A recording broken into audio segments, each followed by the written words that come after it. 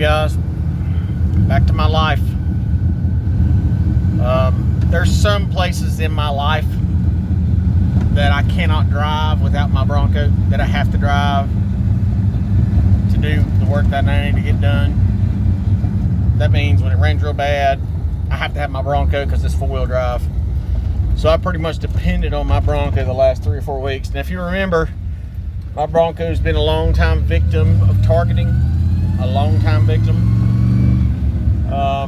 They've done everything to my Bronco they've done to other vehicles, with an exception. The exception is this is the only vehicle I have that's a 5-speed. All my other trucks have been automatics. I'm trying to think if the Bronco was an automatic. I'm pretty sure it was an automatic. It could have been a 5-speed, but I never drove it. I just bought it to fix up and sell. I mean, I would have kept it if it wouldn't have been vandalized every other week. So on my Bronco, somebody took a blowtorch to the rear brake line and the power wires to the fuel pump. So I had to rewire that and put a new brake line on, because literally you could see it. Somebody took a blowtorch and burnt it. In about a six week to 6 month period of time, they zapped. When I mean zapped, I mean EMP. They zapped my Bronco, my Bronco 2, and my Ranger. Zapped all 3 of those vehicles, resulting in burning up the distributors in them. The pickup coil and distributors, all electronic. This is what happens in an EMP. It knocks out all electronics. So within a 6 week to 6 month period of time, they disabled my Bronco 2, and my Ranger multiple times each. If you remember, you can probably go back in time and see those. Multiple times each. I finally got all this figured out, where it was just where it goes from a serious problem, because you really don't know until it's diagnosed, until it's just an inconvenience to constantly having to take a distributor out, rebuilding it, putting it back together. It's a big inconvenience. So my Bronco being the only four-wheel drive I own, I've had a little breathing room besides the court. They do these things specifically at certain times. When you think you get a little breathing room, they hit you. When you get a little bit more breathing room, they hit you. And then when they hit you, depending upon how much your stress level is, to push you over the edge, to keep you in a constant state of trauma, they'll pile on, where that won't just hit one vehicle, they hit 3 or 4. If 3 or 4 vehicles doesn't take you down enough and get you heightened enough to so much of a drama and stress level, then they'll work on your families. I mean, it's just a constant barrage of physical and emotional assaults on your life. So about the time I got all the problems figured out with the distributors, I got all them figured out, ended up dumping the Bronco to get rid of it, sell it, just made money, get rid of it. Then they hit the C10 Chevy truck that I put the lift kit on. They started hitting it. But at that same time, they hit my Bronco. What I mean by hitting the Bronco is they started either siphoning the fluid out of the slave cylinder, and the slave cylinder is a hydraulic. It's hydraulic, and it pushes the power to your clutch. So they use brake fluid in a slave cylinder to make it easier to push in a clutch. So they started messing with that. So I had to take it to my mechanic, and to fix that problem, you have to remove the transmission. So that's like a $500, $600 problem. So luckily, I've got a good buddy that's been working on my stuff for years. He does the things that I don't want to do. So he messed with it for about 2 weeks, and pretty much did everything he can to get the. I've been looking at buying Rangers the past 3 days. I've been looking at Rangers to buy, and then this right here pops up in front of me. A four-wheel drive Ranger. Exactly what we're talking about. So many of these, what do they call it? Coincidences. I've been looking at 3 Rangers right now, four-wheel drive to purchase, and then that one, which I've never seen in my entire life, pops up in front of me. Yeah. So they mess with the slave cylinder. They either drained all. Every day I come outside, I have to pump it up. You guys see me when I drive. I had to pump it up. Well, my buddy finally got it fixed. It's like a $400 bill to get it fixed. And fix meaning get it good enough without having to change it out, because taking out the transmission is $500. I've taken out transmissions so many times. I just cannot do it. I physically cannot do it anymore. I don't have the shoulders for it. It's too hard to do it on the ground. When you do it on the lift, I cannot lift over my head because my shoulders have been destroyed by car wrecks, bar brawls, and cops. So he fixed the problem, and all I've had to do, and because I pretty much baby my Bronco, is when I shift it, I just shift it slowly. I don't abuse my stuff. I don't, wah. This is not a Mustang. This thing's not meant to go fast. It's a four-wheel drive. It's one of the first sport utility vehicles. So I don't abuse my truck. So I shift it slow, so I'm not binding up the slave, so I'm not doing anything. So as soon as I get in it today, I push the pedal. It's been perfect, by the way. Perfect as in I'm making do.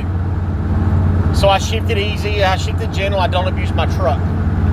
I go to get in it today, and I felt the clutch pedal. As soon as I pushed it, I felt there's something wrong. It's different. Something's changed with my pedal. Pumped it again. It had too much slack in it. So I crank it up, I'm going to put it in gear, and it did not want to go into first gear. So I know I'm low on fluid. This doesn't leak out of my truck. All that's been fixed. There's no reason for it to leak. So I'm assuming they've drained the fluid out of and all it is you pop the hood, take the cap off, and put a sock in it, and sops up the freaking fluid, and then you're out. So what happens when you push your clutch in when the fluid's low? You've just contaminated the whole system with air all over again. Now, when I changed the slave cylinder, not on the inside, but on the outside, the reservoir, I changed all that out years ago, and I never could get the air out of it. So my buddy had all the air out. So now I have just pushed air all through my slave cylinder again. These parts don't leak. They either work or they don't work. So here I am trying to improve not my status, but trying to buy something to make my life easier. I know in a couple years Mason's going to need a vehicle to drive. Now I love my Ranger. I drive my Ranger everywhere, but it's not four-wheel drive. So I found 2 or 3 little Rangers at a very reasonable price. Now I called today on one. I should have bought it last week, but I just put it off. I should have bought it last week, but I don't like spending my money because I know I'm going to need money. I know I have to be very gentle when I spend my money. Remember when a terror pig, boy, he hit my gut before I even saw him. So here I am needing a four-wheel drive because my Bronco costs 12 miles a gallon. Here lately, they've been siphoning the gas out of my truck. Now, many people would say, why don't you just get a gas cap, a lock-in gas cap? Listen, they have the keys to everything you own. My keys were duplicated 12 years ago. Okay? They when you're sleeping in your house, they break in, take your keys, they do exactly what the movies show. They break in your house, take your keys, and make a copy of it. That's what they do. Or they'll just take your keys and you look around forever like, where's my keys? That's why I have a system in my life. Like right now, I can't even hardly get it in gear. I pushed air through the system. Now this time my mechanic won't go fooling with it for 3 days. He'll be like, man, we got to put a new slave cylinder in it. I have to have a four-wheel drive to get in and out of the place that I go every day when it's raining. So they're trying to keep me from going where I need to go to generate the income that I have. That's why they put that pretty Ford Ranger right in front of me. Four-wheel drive, extended cab Ford Ranger, just like I've been looking at online, and it just pops up. When you drive the same places all the time, you get to recognize all the vehicles you're around, and most people drive according to a schedule. So when you're a targeted individual like me, you notice when a car's out of sight. Oh, that car's never been here before. And I can show you, I mean, I'm sick of proving stuff to people, because proving it means nothing, because there's always the trolls that say, nope, didn't happen. I can tell you the sun is shining, and I don't think it's the real sun, and the trolls will still say, nope, didn't happen.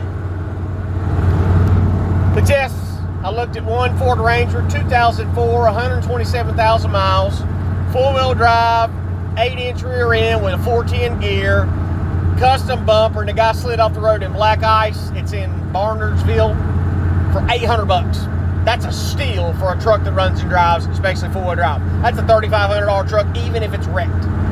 Another one was a Ford Ranger King Cab, like mine. I think it's an 89, not an 88.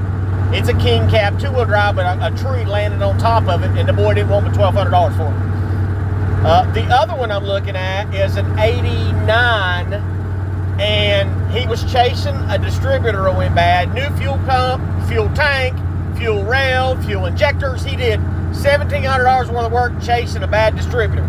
I know how these trucks are. And all he wants for it is $1,200 or best offer. And it's red. All three, 2 of them are red. One of them was drab green and gray. So here we go, pumping the slave cylinder again because I have pushed air in it. And for all you who say, won't you get out and check it? Guess what? I got out and checked the oil because I do that. When my truck sits for every 2 or 3 days when I go to get in it, check your fluids, targeted individuals, because it doesn't take but one time for them to drain the oil out and you're broke. You're blowed up. It don't take but one time for them to drain the water out. Like my van, they drained all the water out. I ran it hot. Best running vehicle I've ever owned. Ran it hot. I ended up having to crush it. Still got the 400 small block up here, up the road. So it just, I'm under emotional assault all the time. They vandalize my stuff all the time. You guys have witnessed it, all the people that truly believe me. So here I am again. I got a little bit of money to improve, to make my life a little easier, and possibly have Mason a truck in the future. And now I'm gonna have to spend that. Pray in Jesus' name we're gonna get this figured out, Lord. In Jesus' name, please, Lord, protect and defend me, Lord. It just never ends.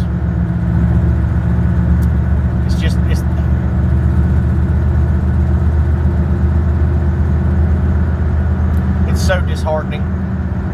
And I've been really watching my mouth lately about what I speak to my life. And it's so disheartening when you know every day you get up, you're gonna eat crap. Every day you're gonna eat crap. Every single day of your life you're gonna wake up in this evil program. And I'm telling you, for the people that don't believe me, I wish that I did not have the knowledge I had, because it would have been hard for me to believe. But from all the stuff I've shown you guys on this channel, and the ones that still truly don't believe me, you are a lost soul. And I have sympathy for any of your relatives who will come across any adversity like I have. Because I'll tell you this much. People just don't go crazy overnight. People just don't start hearing voices. People just don't have everything broke down in the yard. Just think about this in your life. When you thought it was just bad luck and it was all manufactured. What happens when your luck is literally manufactured? When there's literally gremlins and leprechauns running around tearing up your stuff? I mean, my Uncle Bill, who retired from the Air, he went to the Marine Corps and then joined the Air Force, he was a helicopter gunner in Vietnam.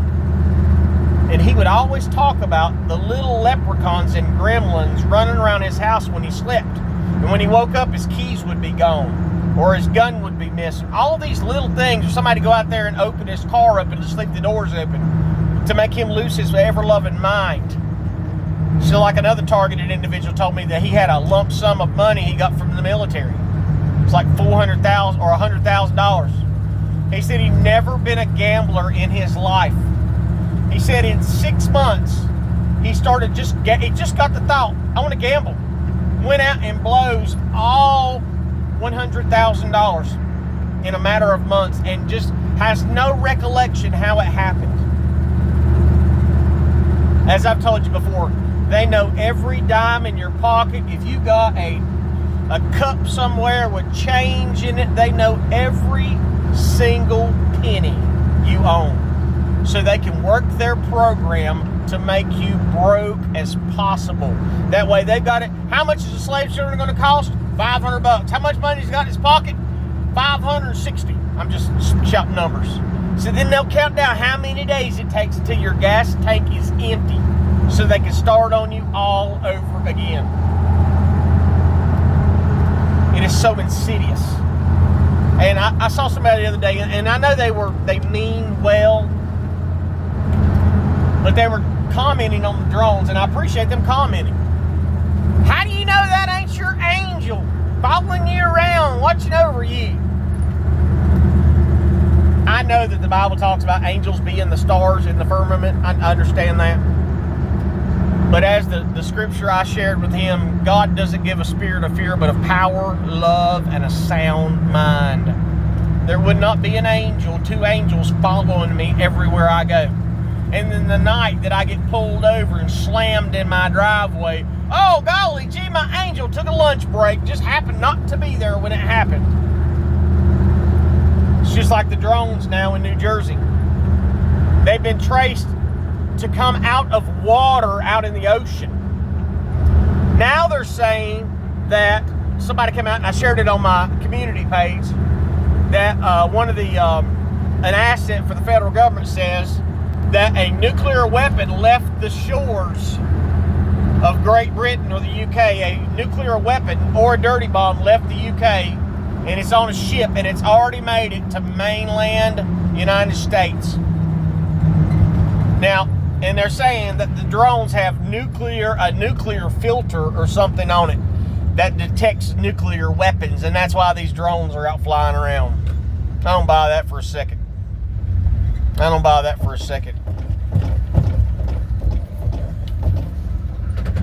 I don't buy it for a second. I don't buy it at all.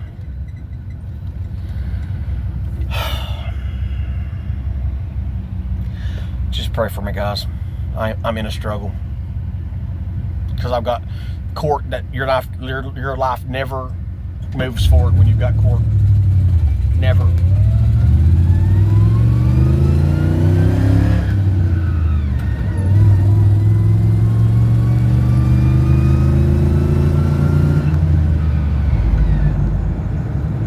I ain't got it. I ain't got nothing here.